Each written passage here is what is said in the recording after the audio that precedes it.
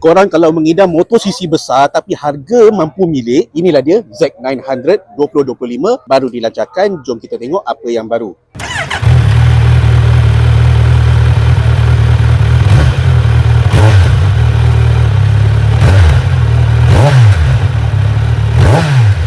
Korang dengar tak bunyi exhaust dia? Sedap kan? Yang ini datang dengan enjin 4 silinder sebaris 948cc, 123 HP, 97.4 Nm, transmisi 6 kelajuan lengkap dengan clutch assist slipper. Standard datang dengan fork depan USD 41mm, ABS 2 saluran, KTRC, quick shifter, cruise control dan juga skrin paparan TFT 5 inci. Untuk varian SE pula lebih istimewa sebab dapat fork adjustable warna emas, penyerap hentak OHLINS di bahagian belakang dan juga sistem brake Brembo depan dan belakang. Harga pula dari RM47,800 untuk versi standard, sementara varian SE berharga RM60,100. Jadi apa pendapat korang tentang Z900 ni? Boleh beli ke tak? Cuba komen sikit dekat bawah.